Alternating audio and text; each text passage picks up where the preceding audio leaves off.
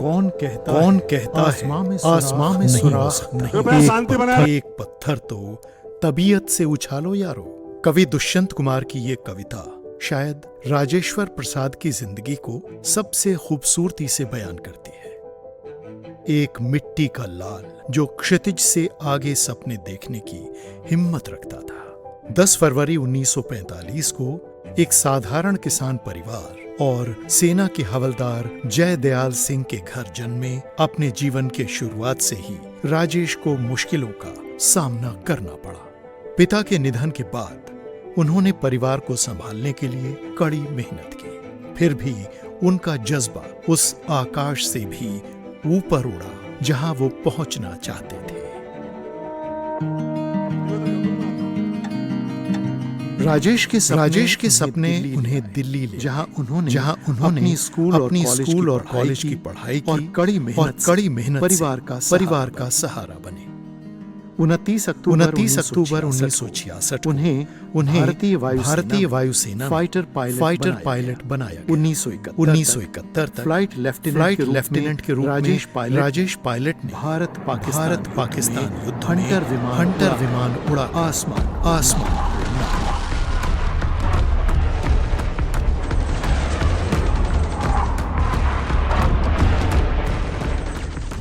इस निर्णायक युद्ध ने भारत की जीत से बांग्लादेश को जन्म दिया और क्षेत्र का भाग्य बदल दिया। पूर्वी सीमा पर उन्होंने खतरनाक बमबारी मिशनों को अंजाम दिया।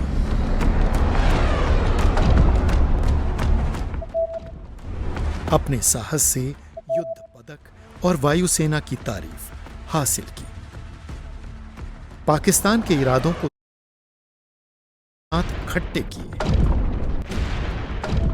मातृभूमि की रक्षा करने वाला गौरवान्वित दूसरी पीढ़ी का सैनिक वायुसेना में उनकी बहादुरी ने उन्हें साहस का प्रतीक बनाया। उनका पेशा उनकी पहचान बन गई, पायलट। भरतपुर चुनाव से पहले उन्होंने इस नाम को अपनाया, राजेश पायलट, एक नाम जो भारत के दिल में गूंजा।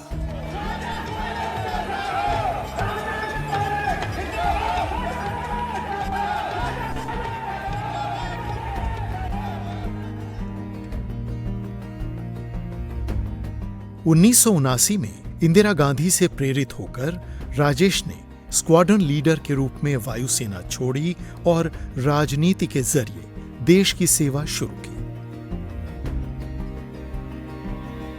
इंदिरा गांधी ने उनके साहस, समर्पण और निष्ठा से प्रभावित होकर उन्हें भरतपुर से कांग्रेस के टिकट पर चुनाव लड़ने को कहा। 1980 में उन्होंने भरतपुर से लोकसभा चुनाव जीता और अपनी संसद की पारी की शुरुआत की। बाद में दौसा का प्रतिनिधित्व करते हुए वो किसानों और ग्रामीण समुदायों की बुलंद आवाज बने। और भावना जभी जुड़ेगी जब जो लोग इस माहौल से गुजर चुके होंगे, जिन्हें गरीबी का और ग्रामीण क्षेत्र की तकलीफों का पता होगा।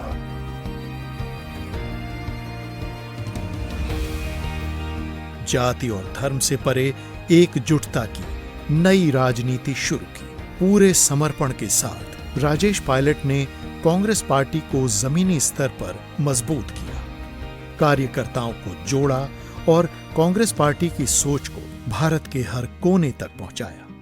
एक नेता के रूप में उन्होंने पार्टी की नींव को और मजबूत किया, युवा नेताओं को भविष्य के लिए तैयार किया। राजीव गांधी और पीवी नरसिम्हा राव के मंत्रिमंडल में मंत्री के रूप में राजेश पायलट ने दूर संचार, आंतरिक सुरक्षा, पर्यावरण और जल और भूतल परिवहन मंत्रालयों में दृढ़ता और दूरदर्शिता के साथ काम किया। दूर संचार मंत्रालय में उन्होंने भारत में टेलीकॉम क्रांति की नींव रखी। एसटीडी बूथ, मोबाइल टेलीफोन और लैंडलाइन के माध्यम से उन्होंने देश के हर कोने को फोन से जोड़ने का सपना देखा। उनके नेतृत्व में उन्होंने बीएसएनएल को हर दिन कम से कम 100 गांवों को जोड़ने की चुनौती दी, जो सफलतापूर्वक हासिल की गई, जिसने भारत के कोने कोने को एक सूत्र में बांधा। जल और भूतल परिवहन मंत्री के रूप में राजेश पायलट ने राष्ट्रीय राजमार्ग प्राधिकरण यानी NHAI की परिकल्पना की और उसे स्थापित किया। उनकी दूरदृष्टि ने देश की सड़कों को आधुनिक, मजबूत और सुरक्षित बनाया, जो आज भी उनकी विरासत को जीवंत रखता है। राजेश पायलट राजनीति को 24 घंटे का काम मानते हैं, इसलिए उनकी दिनचर्या का ज्यादातर समय पार्टी कार्यकर्ताओं से मिलने, जनता जनार्दन की शिकायतें सुनने या फिर रैलियों और सभाओं को संबोधित करने में गुजरता है। तो कहीं से भी डर नहीं है, क्योंकि मेरा मन साफ है और मैं चुनाव में यकीन करता हूँ। मुश्किल समय में उन्होंने पंजाब, पूर्वोत्तर और जम्मू कश्मीर में उग्रवाद का सामना करते हुए भी शांति बहाली का प्रयास किया। झारखंड समझौता, असम में बोडोलैंड समझौता और नागालैंड में NSCN के साथ युद्ध विराम में उनका प्रयास सफल रहा। 1995 में बहुचर्चित और विवादास्पद गॉडमैन चंद्रास्वामी की निडर गिरफ्तारी ने भ्रष्टाचार के खिलाफ उनकी अटल लड़ाई को दिखाया। सार्वजनिक जीवन में उनकी ईमानदारी और सच्चाई उनकी पहचान बनी। 11 जून 2000 एक दुखद घटना ने सबको स्तब्ध कर दिया। 55 साल की उम्र में हमेशा मुस्कुराने वाला ये नेता हमें छोड़ गया, पूरे देश को शोक में डुबोकर। दौसा में अपने निर्वाचन क्षेत्र और अपने लोगों के बीच उनका दुखद अंत हुआ। उनकी मृत्यु ने दौसा, राजस्थान और पूरे भारत को सदमा पहुंचा दिया। उनकी ताकत, ईमानदारी और जनसेवा की विरासत आज भी बनी हुई है। एक नेता की असली पहचान ये है कि उन्हें उनके जाने के बाद कैसे याद किया जाता है। राजेश पायलट सिर्फ एक पायलट, मंत्री या नेता नहीं थे। वो एक मिट्टी के सपूत थे जो एक छोटे गांव के शांत खेतों से उठकर भारत के तमाम बड़े पदों तक पहुंचे। एक ऐसे इंसान जो लोगों के लिए जिए।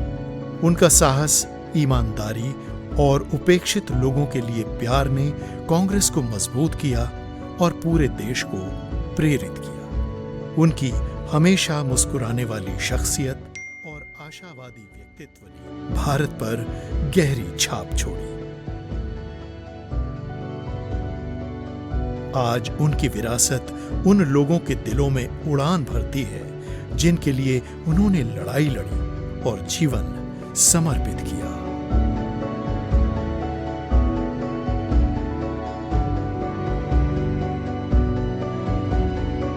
आपको किस चीज से डर लगता है? भगवान से। आप अगले जन्म में क्या बनना चाहेंगे? जो भगवान बना दे। ओके, अगर आप अपनी जिंदगी का एक चीज बदल सकते तो वो क्या होती?